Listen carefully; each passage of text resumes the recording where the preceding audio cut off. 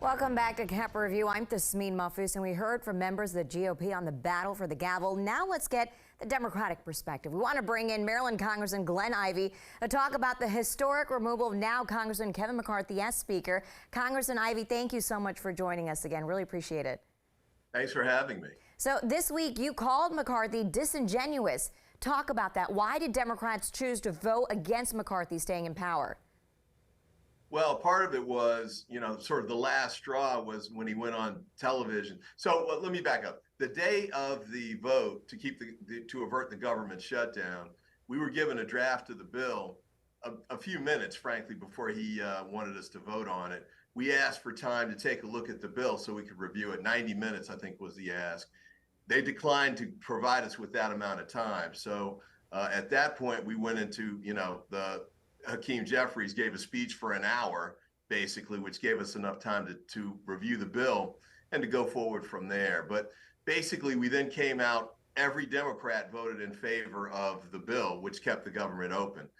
Now, the next day, former Speaker and other leaders in the Republican caucus go on television and say, it was the Democrats who were trying to shut down the government, and we had to sort of force their hand in order to keep it open. And I just thought that was, well, it was frankly false, and he knew it was false. So it was really disappointing for him to come out and make those kinds of statements. And by the way, on the morning that we ended up voting on whether to keep him as Speaker or not, Democratic leadership played those clips so all of us could see and be reminded of exactly what he had said over the weekend. So I think that was a pivotal moment in the caucus, the Democratic caucus, deciding to vote him out. So is there a concern that now the next Speaker Republicans choose will be less inclined to work with Democrats, especially if they watch their predecessor just get kicked out? Well, I don't know what they're going to do over there. I'm seeing a number of names come up, and apparently they're going to have some sort of town hall on Tuesday where they whoever the candidates are get a chance to speak to the Republicans, and they can then decide who they want to vote for. But that's really up to them, and who they put forward, whoever they put forward. I think Democrats are going to continue to try and figure out if we can find common ground with them, like we did with the government shutdown effort, which we averted a government shutdown by joining with Republicans to vote for that bill. Same thing with the debt ceiling.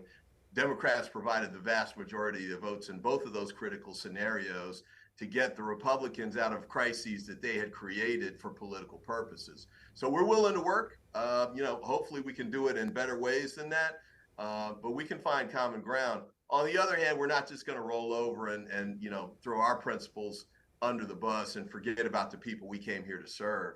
So we're going to have differences, but I think we can disagree without being disagreeable if we go about it the right way and still find ways ultimately to get the people's business done.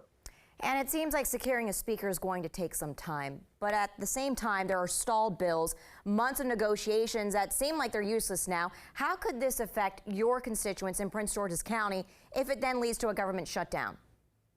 Well, I mean, the big issue is going to be the government shutdown. I mean, we kicked the can down the road for 45 days, where I think we're now in like 39 or 38 or so. So time's running pretty quickly on that front.